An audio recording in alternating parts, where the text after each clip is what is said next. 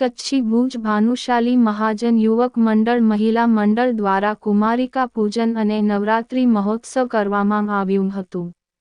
જેમાં 101 નિયાણીઓને લાણી આપી એમનું પૂજન કરવામાં આવ્યું હતું, જેમાં વિશેષ અતિથિ તરીકે રશ્મિબેન સોલંકી ભુજ નગરપતિ ઉપસ્થિત રહ્યા હતા અને મહાજનના અગ્રણી પ્રમુખ શ્રી શંભુભાઈ નંદા, વસંતભાઈ, દિનેશભાઈ, ચેતનભાઈ, પ્રદીપભાઈ, નરસિંહભાઈ વગેરે ઉપસ્થિત રહી કુમારિકા પૂજન કર્યું હતું,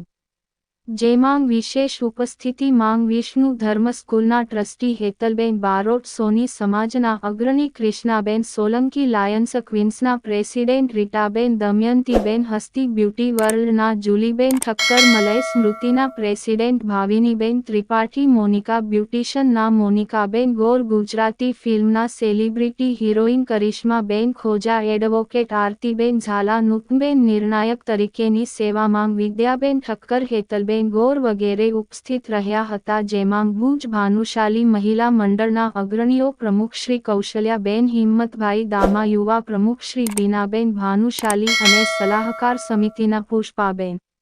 ગજરા, મીનાબેન ચાંદ્રા, અરુણાબેન વડોર, અંજુબેન હુરબડા, શોભનાબેન ભદ્રા, ગીતાબેન ગજરા, ધારાબેન મિથિયા, નીમાબેન હેમલતાબેન ફુલિયા, ભારતીબેન વડોર, હંસાબેન વડોર, હેમાબેન નંદા, હંસાબેન ફુલિયા, પુષ્પાબેન ફુલિયા, હંસાબેન ગજરા, પાર્વતીબેન, જ્યોતિબેન, નીલમબેન, શોભનાબેન વગેરે ઉપસ્થિત રહી અને સરસ મજાનું આયોજન સંભાળ્યું હતું અને વિશેષ આયોજનમાં પ્રોફેસર બીનાબેન ભાનુશાલીએ જણાવ્યું હતું કે 101 કુમારિકાઓનો પૂજન કરી જનરલ રાઉન્ડ સાથે બાળકોને પ્રોત્સાહિત ઇનામો આપી અને લકી ડ્રોનું પણ આયોજન કરેલ હતું, જેમાં 30 ઇનામો રાખેલા હતા અને દરેક બાળકો, બાળાઓ, બહેનોને મજા આવી અને આ કાર્યક્રમ ખૂબ પારિવારિક કરાયું અને આપણી જે નવદુર્ગા છે માતાજીઓ એમનો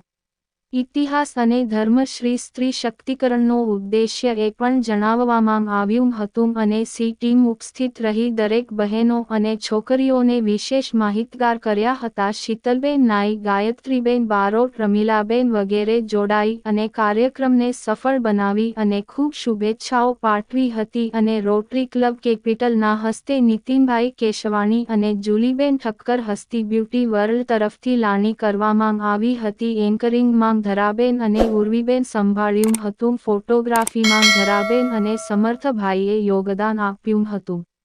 બ્યુરો રિપોર્ટ, ભુજ કચ્છ.